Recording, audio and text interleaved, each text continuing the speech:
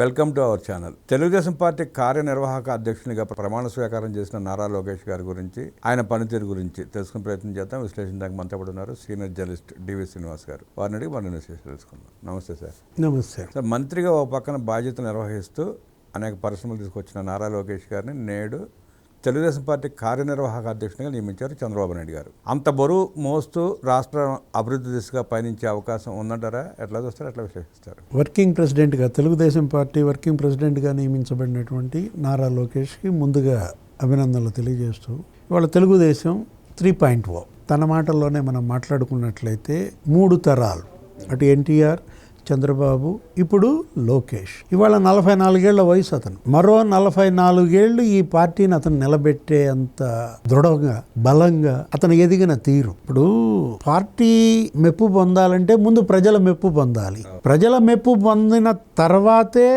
Party అధినేత మెప్పు. నారా లోకేష్ అయినా, సొంత కొడుకైనా మంగళగిరిలో గన్ షాట్గా థంపింగ్ మెజారిటీతో గెలిచాకే ఇప్పుడు ఈ వర్కింగ్ ప్రెసిడెంట్ పదవి ఇచ్చాడు. అంటే ఏ మెసేజ్ ఇవాళ తెలుగుదేశం పార్టీ అధ్యక్షుడు, జాతీయ అధ్యక్షుడు, అధినేత పంపించాడంటే, నా కొడుకైనా జనంలో గెలిస్తేనే ఇవాళ జెండా, జనాల మెప్పు పొందితేనే అనే ఒక సందేశం. ఇప్పుడు వర్కింగ్ ప్రెసిడెంట్గా చేయాలనుకుంటే ఎప్పుడో చేయొచ్చు. ఇన్నాళ్ళు అతనికి ఎందుకు ఇవ్వలేదు అవకాశం అంటే, ఇప్పుడు లోకేష్ నిజంగా చెప్పాలంటే ఒక వజ్రం. మీకు ఒక విషయం చెప్తా. సచిన్ టెండూల్కర్ జస్ట్ అప్పుడే సెలెక్ట్ అయ్యాడు. అతను ఫస్ట్ సిరీసే పాకిస్తాన్ మీద, చిన్న వయసులో స్పిన్నర్ ఉండేవాడు.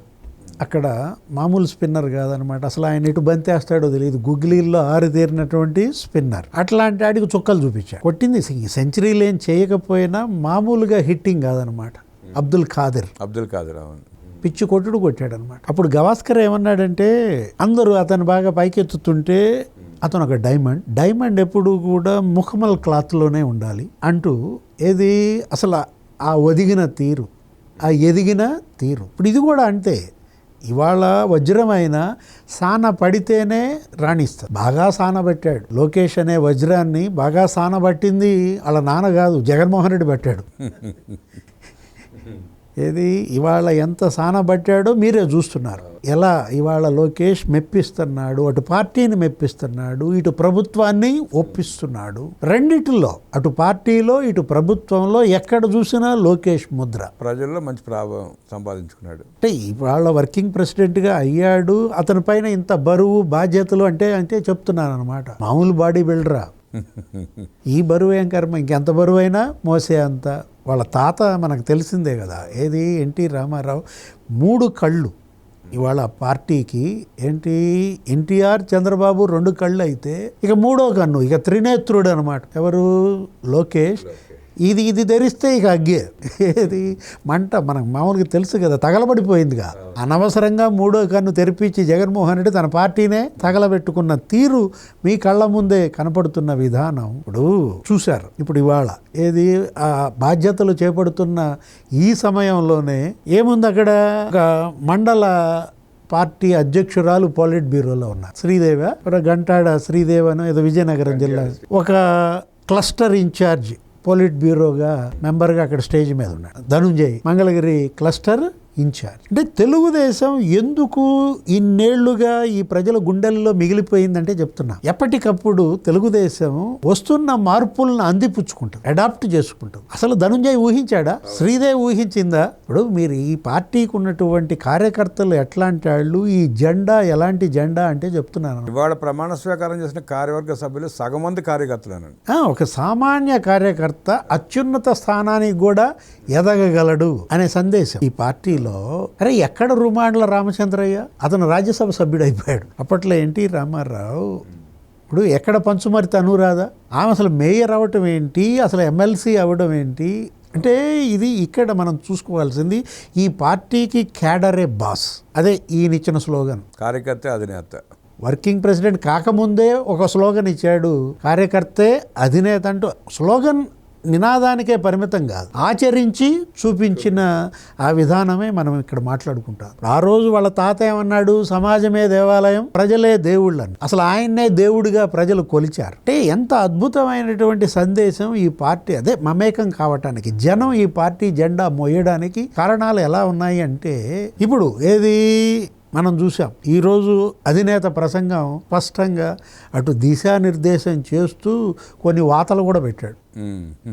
ఏమని వాతలు పెట్టాడు? ఇప్పుడు నా ఇది లేకుండా మీరు ప్రమోషన్ ఎలా ఇస్తారు, నా పర్మిషన్ లేకుండా నా నియోజకవర్గంలో ప్రమోషన్ ఎలా ఇస్తారని కొంతమంది అనుకుంటున్నారు అంటూ ఆయన మామూలుగా చివాట్లు పెట్టలా, అందరికీ చురకలండి ఇచ్చారండి. ఎవరి పర్మిషన్ అవసరం లేదు ప్రమోషన్ ఇవ్వడానికి, ఇంక్లూడింగ్ మీ అన్నారు. ఏది ఇక్కడ నేను వేదిక ముందున్న వాళ్ళకి చెప్తున్నా, వేదిక మీద ఉన్న నా కుటుంబంలో వాళ్ళకి కూడా చెప్తున్నా. అంటే పడ్డాయి వాతలు. ఎవరికి? తన కొడుకనేమి ఉపేక్షించడు, తన బావమరిదనేమి ఉపేక్షించడు. మా నియోజకవర్గాల్లో మాకు తెలియకుండా, నేను పర్మిషన్ ఇవ్వకుండా ప్రమోషన్ ఏంటంటే చెప్తున్నా, కష్టపడి పనిచేసేవాడికే దండ. ఒకటే మాట అన్నాడు, ఎవడు పార్టీ జెండా మోస్తాడో వాడికే దండ అని చెప్పి ఆయన ఇచ్చిన సందేశం. ఇప్పుడు ఇదొక తోట, ఒక మంచి గార్డెన్, అది పెట్టింది ఎన్టీఆర్. ఈయన తోట మాలి. ఎవరు? గార్డెనర్గా చంద్రబాబు. ఇప్పుడు మనం చూసాం దగ్గర 32 ఏళ్లుగా మోసాడు ఈ బాధ్యత. ఇప్పుడు కొడుకు అందొచ్చాడు, కొమ్ము కాశాడు, రుజువు చేసుకున్నాడు అతను. ప్రూవెన్. ఏంటి? యువగళం పాదయాత్ర ఆ రోజు. మరి అసలు ఈ పార్టీ 3 తరాలని చెప్తున్నాను, 3.0 అంటున్నా. 3 గండాలు ఎదుర్కొంది. ఒక గండమేమో ఇందిరాగాంధీ రూపంలో మొగ్గలోనే, అంటే ఏడాది బిడ్డగా ఉన్నప్పుడే చంపాలని చూశారు. సరే, జనమే తిరగబడ్డారు. అప్పట్లో మనం చూసాం ఏంటి అసలు ప్రజాస్వామ్యం నిలబెట్టాలంటూ ఒక పోరాటం. తర్వాత గండం రాజశేఖర రెడ్డి రూపంలో రెండో గండం వచ్చి పడింది. ఒక 716 మంది కార్యకర్తలను ఊసకోత కోశారు. పరిటాల రవీంద్రతో సహా మొత్తం అందరినీ చంపేశారు. ఎప్పుడు ఏనాడు తెలుగుదేశం అంతగా కార్యకర్తలు సఫర్ అవ్వాలి. అటు నక్సలైట్లు, అంటే అసలు శత్రువు ఎటు నుంచి ఎక్కడి నుంచి వస్తాడో తెలియని పరిస్థితుల్లో ఆ రోజు నరకం చూసింది ఆ క్యాడర్. తట్టుకుంది, నిలబడింది. ఏది? ఆ గండాన్ని కూడా ఎదుర్కొంది. అలాంటి పరిస్థితుల్లో 3వ గండం వచ్చి పడింది మొన్న. జగన్మోహన్ రెడ్డి రూపంలో 3వ గండం. అసలు ఎలాంటి గండం అంటే ఇది అసలు సాక్షాత్తు ఈ పార్టీ అధ్యక్షుడినే ఎత్తారు, జైల్లో పెట్టారు. 53 రోజులు చంద్రబాబుని జైల్లో పెడితే ఆ రోజు మరి పార్టీని నిలబెట్టింది, అటు ఫ్యామిలీని నడిపింది, అటు ఢిల్లీలో న్యాయవాదులతో మంతనాలు, తండ్రి జైల్లో, తల్లి వాళ్ళ కన్నీళ్లు. అట్లాంటి తల్లి మరి భువనేశ్వరి మేడం నిజం గెలవాలంటూ ఆమెను జనంలోకి పంపడం, తను పార్టీని నిలబెట్టడం, కార్యకర్తలను కాపాడుకోవటం. అసలు యువగళం అంటూ పాదయాత్రగా అసలు అతనే రంగప్రవేశం చేయడం. ఆ పాదయాత్ర జగన్మోహన్ రెడ్డి పాలిట సమాధి యాత్ర అయింది. సమాధి చేసింది పార్టీని సమాధి చేసేసింది ఒక యువగళం పాదయాత్ర.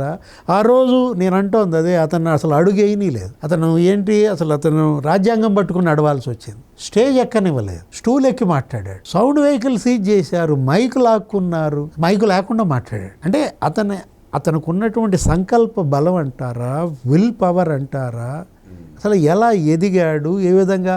నేను అంటోంది అదే, ఏది వజ్రం అన్నది అందుకే అన్నమాట. బాగా సానబట్టాడు, అందుకే ఇంతగా షైన్ అవుతుంది వజ్రం అనేది. ఇవాళ జగన్మోహన్ రెడ్డి అతని పతనం, అతని సమాధి అతను చేసుకున్నాడు, అనవసరంగా కెలుక్కున్నాడు. లోకేష్తో కెలుక్కొని ఇవాళ అతను పార్టీని సమాధి చేసిన విధానం. ఇప్పుడు పార్టీలో రుజువు చేసుకున్నాడు, మంగళగిరిలో రుజువు చేసుకున్నాడు, 5,000 ఓట్లతో ఓడిపోయాడు. అతను ఏమన్నాడు? దాని పక్కన ఇంకో 0 పెట్టాలి, నన్ను 50,000 ఓట్లతో గెలిపించాలని కోరాడు. 5 ఏళ్ళు మంగళగిరిని ఓడిపోయినా కూడా ఎలా నర్చర్ చేశాడు, ఎలా వాళ్ళకి అండగా ఉన్నాడు. అరే ఇప్పుడు ఒకటి అలాంటిది 50,000 అనుకున్న మెజారిటీ 90,000తో కొట్టాడు. అంటే అది ఏంటంటే నేను చెప్తున్నది అదే, అక్కడ పార్టీలో పట్టు సాధించాడు, ప్రజల్లో పట్టు సాధించాడు. ఇవాళ ప్రభుత్వంలో మంత్రిగా మీరు చూశారు, విద్యాశాఖ మంత్రిగా, లేకపోతే ఐటీ హెచ్ఆర్డి మంత్రిగా. అసలు ఐటీ హెచ్ఆర్డి 2 కలిపి చేస్తున్న మంత్రి దేశంలో ఇతను ఒక్కడే. సమర్థంగా నిర్వహిస్తున్నాడు ఆయన. ఈ 2 కలిపి అసలు ఒక మంత్రి చెయ్యడు. అట్లాంటిది ఎడ్యుకేషన్. ఇప్పుడు అటు పెట్టుబడులు రాబట్టడం. నిన్న అశ్విని వైష్ణవ్ లోకేష్ అన్న అంటున్నాడు. మామూలుగా లోకేష్ ఎవరినైనా అన్న అని పిలుస్తాడు, అశ్విని వైష్ణవ్ను కూడా అన్న అంటాడు. ఇప్పుడు ఏంటి, ఇతని వయసు 44, అతని వయసు 55. అట్లాంటిది అశ్విని వైష్ణవే లోకేష్ అన్న అంటున్నాడంటే, ఇప్పుడు ఒకటి ఇక్కడ అటు ఆత్మీయ సమావేశాలంటూ పెట్టడం, పార్టీ ఎమ్మెల్యేలు లేకపోతే మంత్రులు వాళ్ళందరినీ కుటుంబ సభ్యులతో సహా ఆత్మీయ విందు తీసుకుంటూ వాళ్ళతో గడపటం. అంటే గ్యాప్ ఎలా తగ్గించుకోవటం, వాళ్ళకి దిశానిర్దేశం. తప్పు చేస్తే చెప్పడం. కొడుకేమో ఆత్మీయ విందు అంటాడు, తండ్రి ఏమో అక్షంతలు వేస్తాడు. ఏది అప్పుడు ఎన్వలప్పుడు కవర్లో రిపోర్ట్ తండ్రి ఇవ్వడం, జాగ్రత్త పడండి, ఈ తప్పులు ఉన్నాయి, ఇవి సరి చేసుకుంటేనే తమరికి రేపు టికెట్ ఇచ్చేది కూడా. ఎవరైతే తప్పులు దిద్దుకోరో వాళ్ళకి బీఫామ్ కూడా అందదు, నా చేతుల్లో ఏం లేదు. ఈరోజు కూడా చెప్పాడు అదే మాట. చంద్రబాబు ఏమని చెప్పాడు? నా ఫ్రెండ్ అయినా, నా కుటుంబంలో సభ్యుడైనా, నా మీద ఎంత ప్రేమ ఉన్నా కావాలంటే ఇంటికి పిలిచి కాఫీ ఇస్తా, పదవి మాత్రం ఇవ్వను. ప్రజలు ఇవ్వాల్సిందే. లాయల్టీ, పార్టీ పట్ల లాయల్టీ, ఇవాళ కార్యకర్తల పట్ల అభిమానం, రాష్ట్ర ప్రయోజనాలు, ఈ మూడే కొలమానాలు. ఈ మూడింటిని సక్రమంగా నిర్వర్తించిన వాళ్ళకే దండ. ఇప్పుడు ఈ దండ ఎందుకు పడింది లోకేష్ కంటే చెప్తున్నా. ఇప్పుడు అది దండ, అది చాలా బరువైన దండ. వర్కింగ్ ప్రెసిడెంట్గా ఇవాళ ఇది ప్రమోషన్ కాదు, ఇది నిజం చెప్పాలంటే ఒక బాధ్యత. 14 ఏళ్లలో 13 ఏళ్లలో లోకేష్ ఒక సామాన్య కార్యకర్తగా పార్టీలోకి రావడం, ఆ కార్యకర్తల సంక్షేమ నిధి అనేది ఒక నిధి పెట్టడం, 150 కోట్లతో ఇవాళ ఒక ఫండ్. అప్పట్లో ఇన్సూరెన్స్ 2 లక్షల రూపాయలు కార్యకర్తలకు, ఇప్పుడు అది 5 లక్షలు ఏమో చేసినట్టున్నారు. అంటే ఏదైనా ప్రమాదవశాత్తు చనిపోతే ఆ కార్యకర్త కుటుంబాన్ని ఆదుకోవడం. అసలు ఏ పార్టీ దేశంలో ఉందండి, ఏ నాయకుడు దేశంలో ఉన్నాడండి? కార్యకర్త చనిపోతే పాడెమోసే నాయకుడిని చూసారా? లేదు, చూడలేదండి. ఒక తెలుగుదేశం పార్టీకే సాధ్యమైంది. ఒక కార్యకర్త చనిపోతే పాడెమోసిన అధ్యక్షుడు. అంటే ఇప్పుడు ఒకటి మెడ మీద కత్తి పెట్టిన జై చంద్రబాబు అనే కార్యకర్తను చూసారా? అవును, పిల్లలు అసలు కనీ విని ఎరగని రీతి అది. ఏ పార్టీలో అయినా సరే మెడ మీద అసలు కోసి పారేశారు. పేక్ కోస్తున్నప్పుడు కూడా జై చంద్రబాబు, జై టీడీపీ అన్నాడు ఆయన చంద్రయ్య. ఇప్పుడు తల పగలగొట్టి రక్తం ఓడుతున్న పోలింగ్ బూత్ వదలని కార్యకర్తను చూసారా? మంజులారెడ్డి, టీడీపీకే సాధ్యం.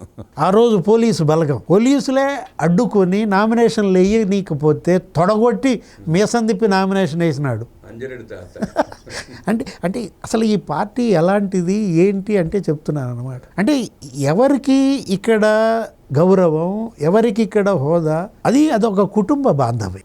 కార్యకర్తకి అధినేతకి మధ్య ఒక ఫ్యామిలీ అట్మాస్ఫియర్ అనమాట.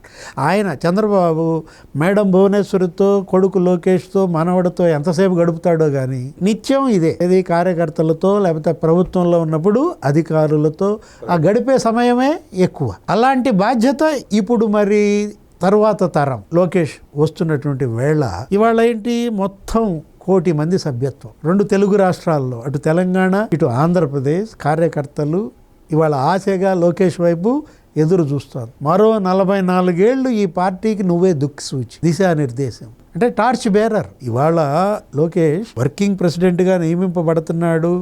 ఆయన స్పీచ్ అసలు ఏంటి అంటే చెప్తున్నాను అనమాట. గతంలో మనం చూసాం పార్టీ అధ్యక్షులు ఏ విధంగా ప్రెస్ మీట్లో 2.5 గంటలు మాట్లాడతారు, అసెంబ్లీకి పోరు, కానీ పార్టీ ఆవిర్భావ దినోత్సవంలో జెండా ఎగరేసి లోపలికి వెళ్ళిపోతాడు. అలాంటి వాళ్ళని, అటువంటి నాయకుల్ని ఆ పార్టీ నిలబెడతారా కార్యకర్తలు? అది వాడుకుని వదిలేయటం, యూజ్ అండ్ త్రో. ఇక్కడ ఒక సాన్నిహిత్యం, ఇది నా పార్టీ, ఇది నా జెండా, అతను నా నాయకుడు అనేటటువంటి ఒక అంకిత భావం అనాలా, ఒక చిత్తశుద్ధి అనాలా, ఆ కనెక్టివిటీ, అటు ప్రజలతో కనెక్టివిటీ, ఇటు ప్రభుత్వంలో అధికారులతో పరుగులు తీపిస్తున్న విధానం ఏదైనా.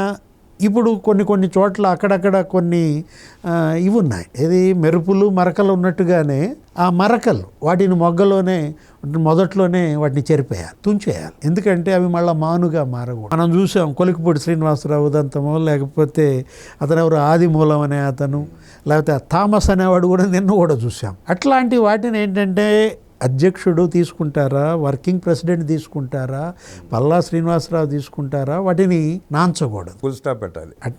కఠిన చర్యలకు సిద్ధపడాలి. అవసరమైతే లేదు వాళ్ళల్లో మార్పు తీసుకురావడానికి ప్రయత్నించాలి. ఇది మారేది కాదు అన్నప్పుడు మార్చేయడం. ఏదైనా చాలా క్రియాశీల బాధ్యతలు ఇవి.